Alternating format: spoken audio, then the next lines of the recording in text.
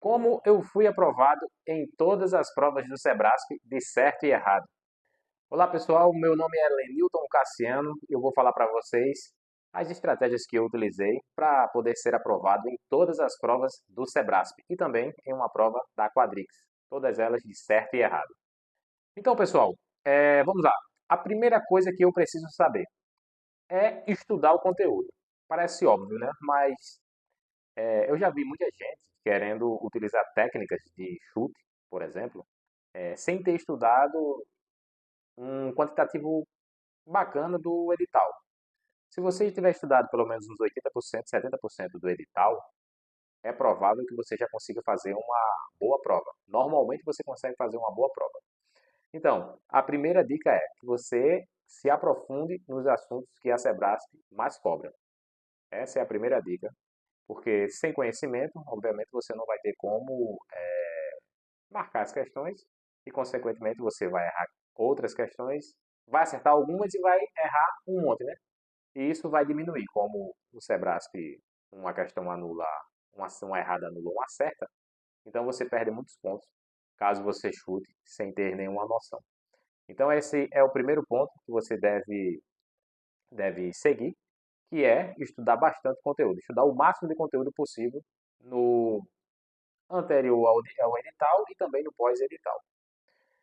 A segunda estratégia que você pode utilizar para fazer as provas do Sebrasp e se dar bem na prova do Sebrasp, obviamente, é fazer um raio-x da banca. Você pode fazer o raio-x até nos aplicativos, nos sites de questões, no que concurso tem, no Tec concurso também tem. Você pode filtrar lá o raio-x por cargo, você pode também filtrar o raio-x pelas as datas também dos concursos e pela instituição. Você coloca lá, faz todo esse filtro e lá, citando o exemplo do que concurso, que é o que eu utilizo, ele te mostra os assuntos que a banca mais cobra de cada disciplina. A partir dali, você já tem feito o seu edital verticalizado, você vai colocar todos os tópicos do edital de forma vertical, e a partir dali, dos números que o que concurso vai te dar, você vai pegar e vai colocar no edital.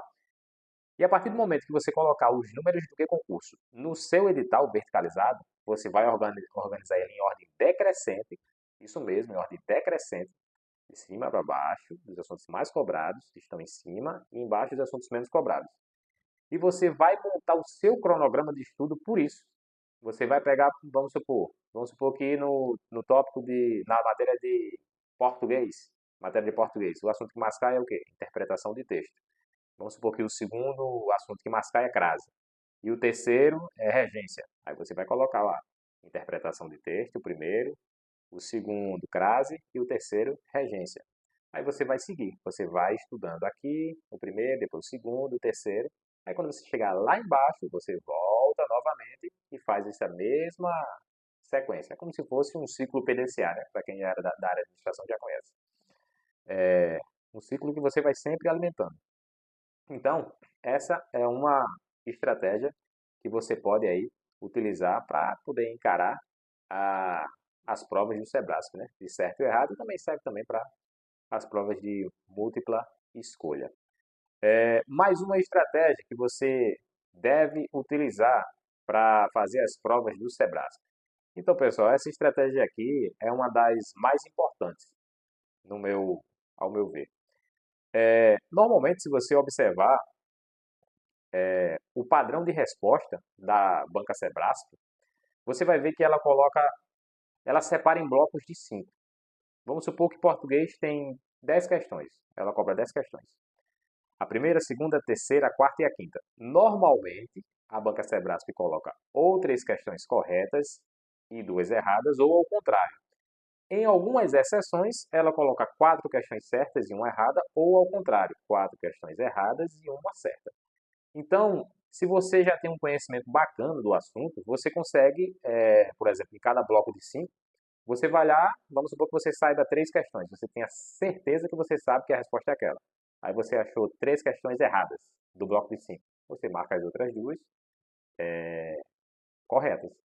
Então, galera, isso, obviamente, você vai ter que ter certeza das questões que você marcou. E, claro, né, o chute sempre é a última opção que você deve utilizar na hora de fazer as provas do Sebrasp, né? Até porque o erro é penalizado. Então, se você, de 120 itens, se você marcou ali 80, você vai ter que marcar mais questões. Normalmente, você tem que marcar mais 100. Eu sempre marquei todas as questões do Sebrasp.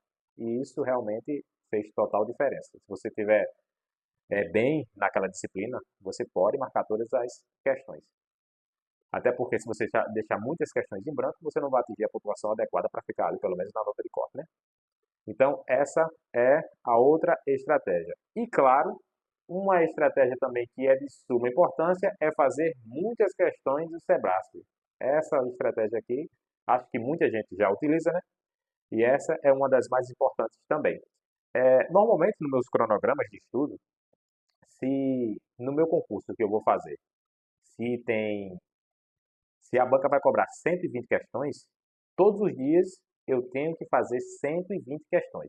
Aí me pergunta assim, Leandro, por que que você tem que fazer 120 questões, o mesmo quantitativo que vai cair na prova? Porque na hora da prova eu já vou estar já acostumado, vamos dizer assim, a fazer muitas questões. E claro, a partir do momento que eu chegar lá, não vou me preocupar tanto com o tempo, porque eu já estava fazendo muitas questões e isso não vai ser um problema para mim na hora de fazer a prova. Então, galera, fazer muitas questões é com certeza uma estratégia que não deve ser deixada de lado. Além de você pegar o jeito da banca, você vai ver as questões que ela mais cobra, você vai ter uma noção do tempo que você está gastando fazendo as questões, né? Então, essa aí é uma outra estratégia que não pode ser preterida, né? Então, galera, já citei 4 estratégias aí para fazer as provas do Sebrasp, né? E a outra estratégia que eu já tinha falado aqui anteriormente é marcar todas as questões da prova. Se você sabe do conteúdo, não fique hesitando em marcar. Você deve marcar as questões. Essa história de deixar 10 questões de branco, 20 questões de branco, normalmente não dá muito certo. A não ser que você já saiba das 100 questões, por exemplo. Vamos supor que a banca tenha o concurso tenha 120 questões, 120 itens. Aí você marcou 115 na certeza, 115 itens. Realmente, né? Beleza, aí é um quantitativo bacana, você pode deixar 5 em branco. Mas normalmente a gente não consegue ter a certeza de muitos itens. Então, exige-se que você chute algumas questões. Então, para você chutar, você deve seguir algumas estratégias. Não é um chute qualquer. Porque se você der um chute qualquer, normalmente você vai errar e vai perder a pontuação que você tinha acertado. Então, galera, essas foram algumas das estratégias que eu utilizei para ser aprovado aí nos concursos realizados pela banca Sebrasp no modelo de certo e errado. Também passei num concurso da Quadrix, no único concurso que eu fiz da Quadrix, eu também fui aprovado, que também foi certo e errado, e utilizei também os métodos parecidos com a banca Sebrasp para realizar essa prova. Lembrando, né, eu fui aprovado nos concursos do TRE de Pernambuco, normal, fiquei em terceiro lugar, né, vamos dizer assim, né, ainda vai ter os títulos, talvez eu caia para quarto lugar. No TRE esse daí foi para analista administrativo, na área, analista judiciário, na área administrativa. Fiquei em 26º no TRE da Paraíba, no cargo de técnico judiciário. É, quarto lugar na Câmara de Maceió, analista também. No ICMBio, analista, eu fiquei em terceiro lugar. No IBAMA, por enquanto, eu estou em quarto lugar, também para analista, todos na ampla concorrência.